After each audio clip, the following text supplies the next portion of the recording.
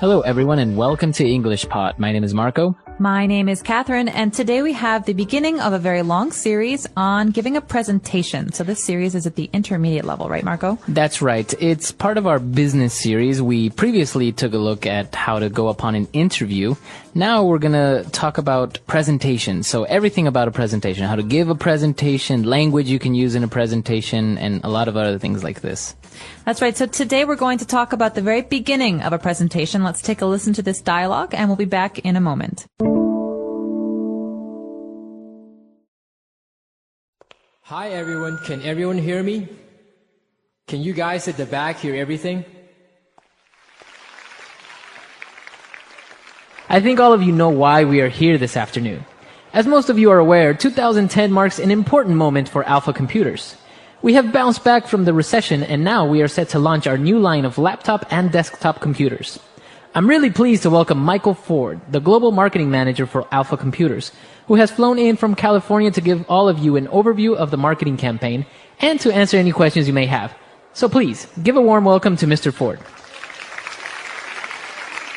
Thank you, Jonathan. It really is a pleasure to be here today. It has been 3 years since I visited Beijing, and it's clear to me that operations here are obviously going from strength to strength. The Alpha brand continues to grow in leaps and bounds in China, and that is certainly down to the hard work of all of you here. So congratulations to all of you. I'd like to start by outlining the key points of my presentation this afternoon and giving you an idea of the topics that will be discussed. The presentation today is divided into 5 main parts. First of all, I'd like to briefly touch on the background of the new X420 line, how the whole concept has come about, and how the new product fits into our existing brand line. Secondly, I'd like to present data on projected sales for the X420. We will then go on to discuss our key rivals in this sector. Then I'd like to go on to outline the campaign concept for the X420. Finally, I'm happy to open up the discussion for any questions or points you may have for me.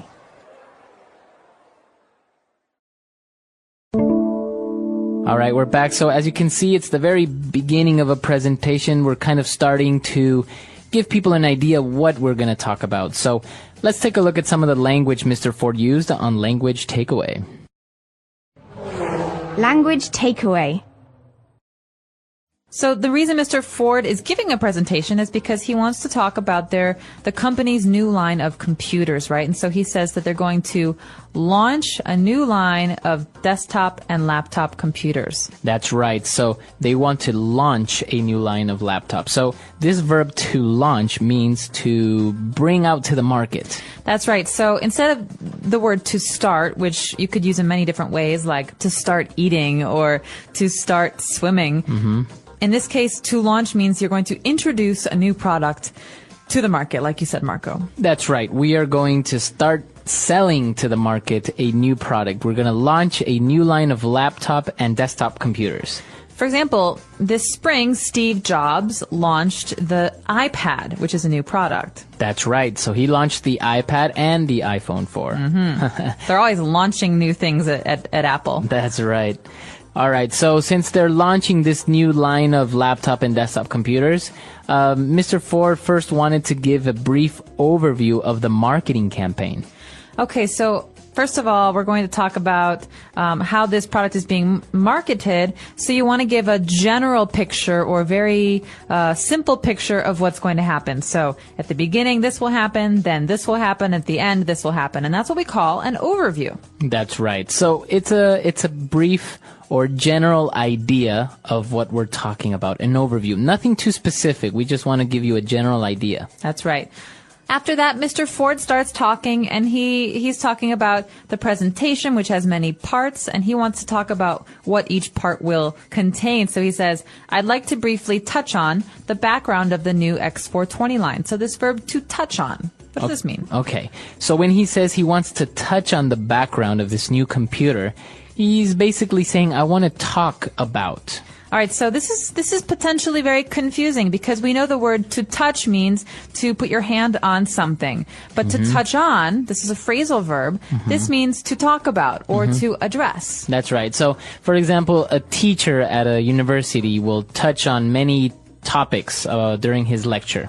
That's right. Or I'd like to touch on where we're going to dinner tonight because I'm very hungry. Okay. So basically, it's a nice way of saying I want to talk about this That's right. topic. Okay. And then, apart from touching on the background of the new computer, he said he also wants to talk about projected sales for this new computer. Okay, so projected sales. This phrase includes two words. Sales means how much of something you sell, obviously. But projected means what you expect to sell. So the projected sales have not happened yet. They will happen in the future. And so they're basically my guess about sales. That's right. So basically, we are giving an estimate of what we think we will sell. Those are projected sales. We think we will sell 1,000 computers. Those are our projected sales. Right. And after that, we have one more key word. This word comes at the very end of the speech. Mr. Ford says we will then go on to discuss our key rivals. Now, who is a rival, Marco? Okay. So a rival is basically your competitor or maybe kind of your enemy. All right, so in computers, who is Apple's rival? Maybe HP or IBM or Okay. Dell. Very good. So a rival is someone you compete with. That's right. So he's going to talk about his key rivals. So basically, the word key is your most important rivals. All right, so for example, who is one of Batman's key rivals? Because we have rivals not just in business, but also in life. That's right. So for example, I think maybe Batman's key rival might be the Joker. Or the Penguin. Or the Penguin. All right, so let's take another listen to today's dialogue, and we'll be back in a moment with some very important phrases. Hi everyone, can everyone hear me? Can you guys at the back hear everything? I think all of you know why we are here this afternoon. As most of you are aware, 2010 marks an important moment for Alpha computers. We have bounced back from the recession and now we are set to launch our new line of laptop and desktop computers. I'm really pleased to welcome Michael Ford, the Global Marketing Manager for Alpha Computers, who has flown in from California to give all of you an overview of the marketing campaign and to answer any questions you may have. So please, give a warm welcome to Mr. Ford. Thank you, Jonathan. It really is a pleasure to be here today. It has been 3 years since I visited Beijing, and it's clear to me that operations here are obviously going from strength to strength. The Alpha brand continues to grow in leaps and bounds in China, and that is certainly down to the hard work of all of you here. So congratulations to all of you. I'd like to start by outlining the key points of my presentation this afternoon and giving you an idea of the topics that will be discussed. The presentation today is divided into 5 main parts. First of all, I'd like to briefly touch on the background of the new X420 line, how the whole concept has come about, and how the new product fits into our existing brand line. Secondly, I'd like to present data on projected sales for the X420. We will then go on to discuss our key rivals in this sector. Then I'd like to go on to outline the campaign concept for the X420. Finally, I'm happy to open up the discussion for any questions or points you may have for me.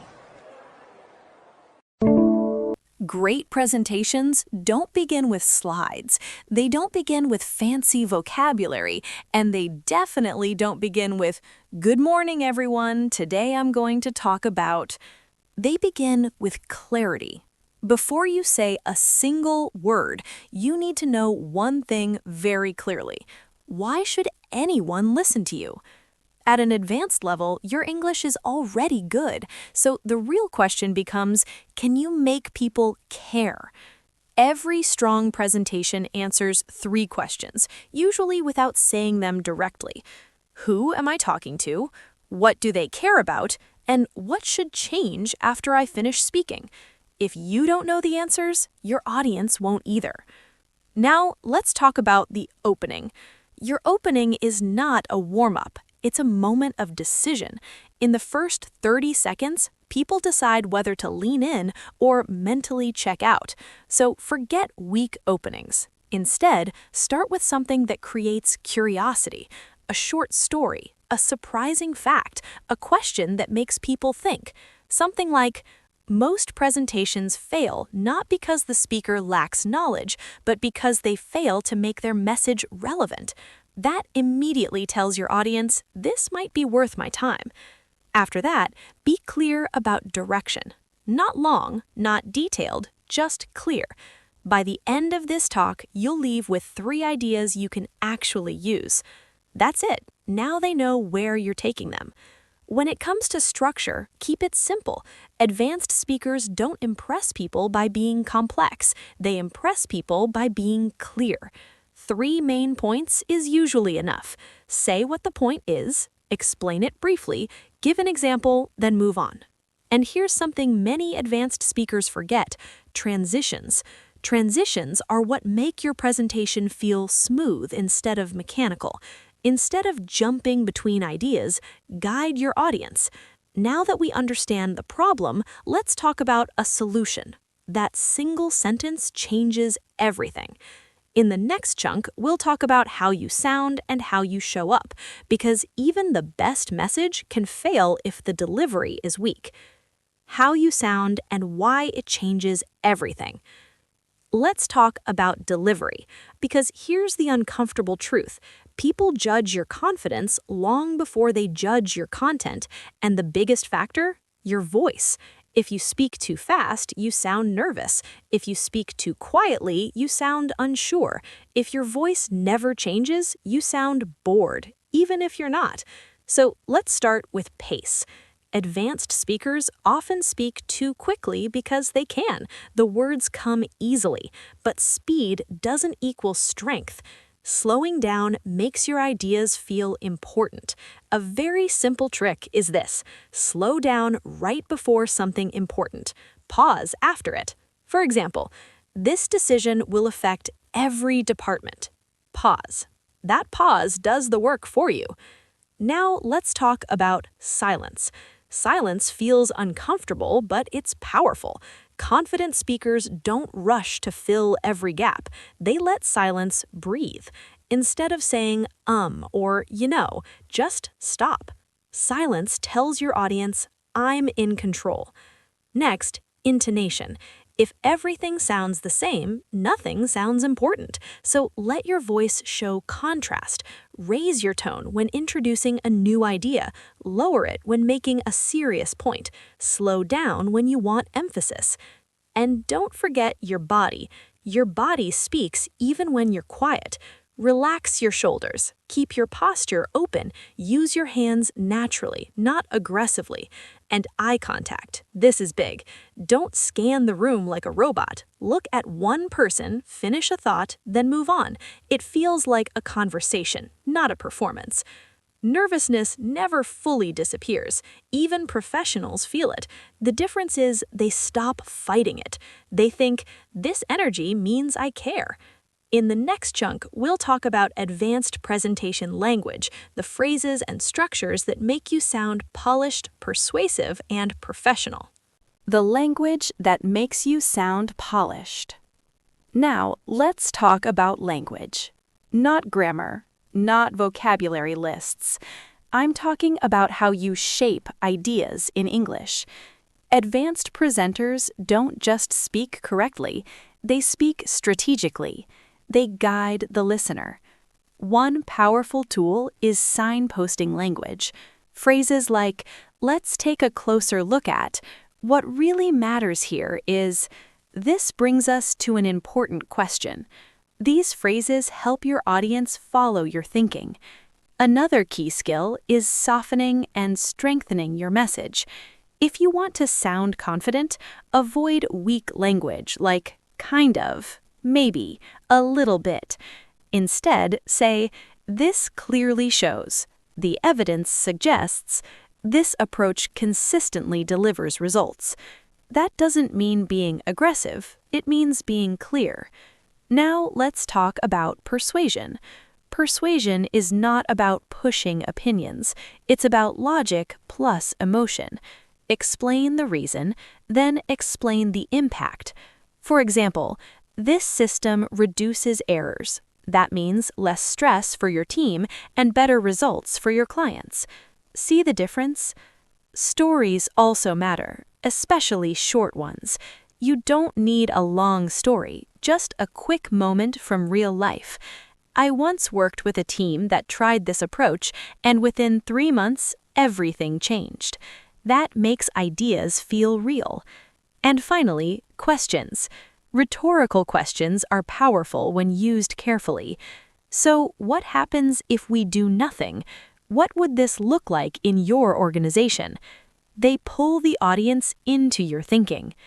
In the final chunk, we'll focus on how to end strongly, handle questions, and leave a lasting impression. Strong endings, smart answers, and lasting impact.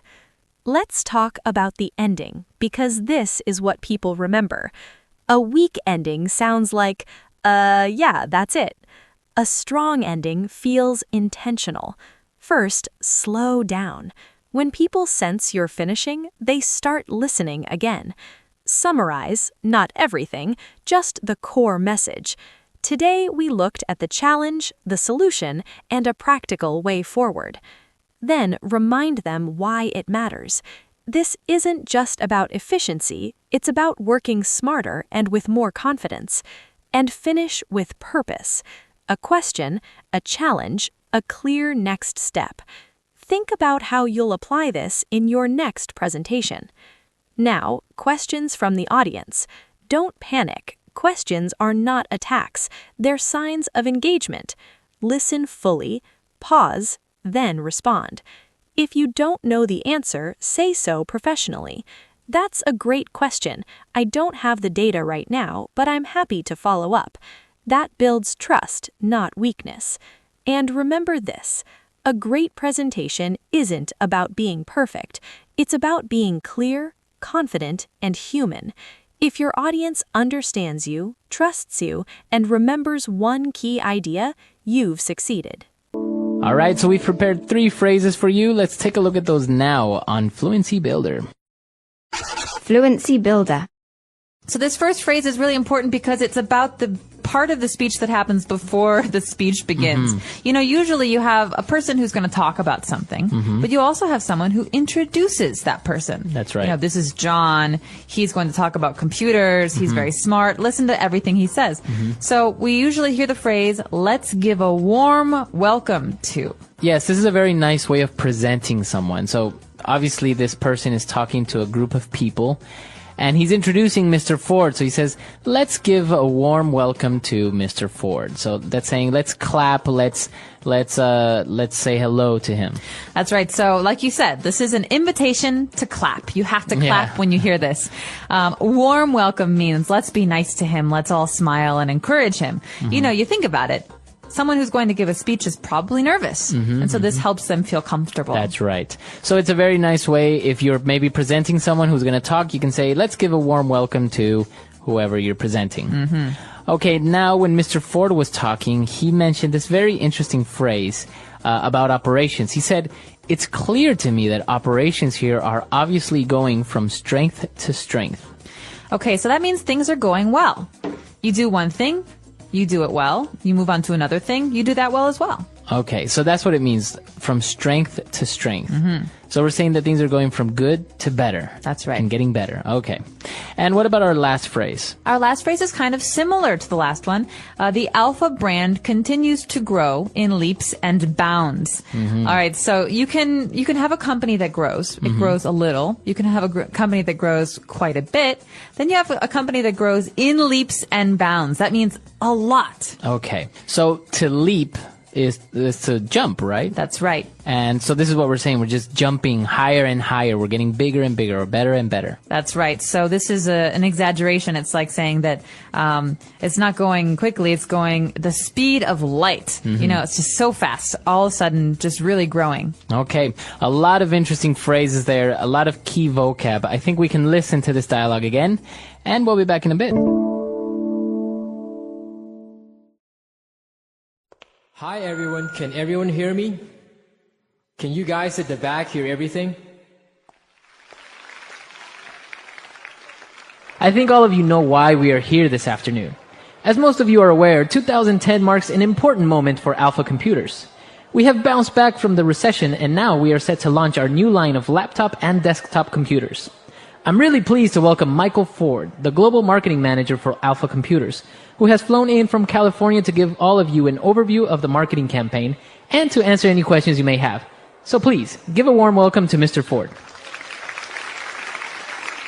Thank you, Jonathan. It really is a pleasure to be here today. It has been 3 years since I visited Beijing, and it's clear to me that operations here are obviously going from strength to strength. The Alpha brand continues to grow in leaps and bounds in China, and that is certainly down to the hard work of all of you here. So congratulations to all of you. I'd like to start by outlining the key points of my presentation this afternoon and giving you an idea of the topics that will be discussed. The presentation today is divided into 5 main parts. First of all, I'd like to briefly touch on the background of the new X420 line, how the whole concept has come about, and how the new product fits into our existing brand line. Secondly, I'd like to present data on projected sales for the X420. We will then go on to discuss our key rivals in this sector. Then I'd like to go on to outline the campaign concept for the X420. Finally, I'm happy to open up the discussion for any questions or points you may have for me. All right, so as we mentioned, this is the first part of a 10-part series all about public speaking, giving a presentation. We're going to talk about many aspects of a presentation, like charts and graphs and using PowerPoint, all these really modern ways of giving a presentation. That's right, and we're going to try and talk to you about some of the places in presentations that English learners tend to struggle with. Mm-hmm. You know, it's sometimes very hard to know what to say, especially like in today's lesson. How do you introduce someone in a presentation? It's not very common to learn how to say that. So we hope that through these podcasts, you'll be able to learn some really important phrases and become more comfortable while you're giving presentations in English. That's right.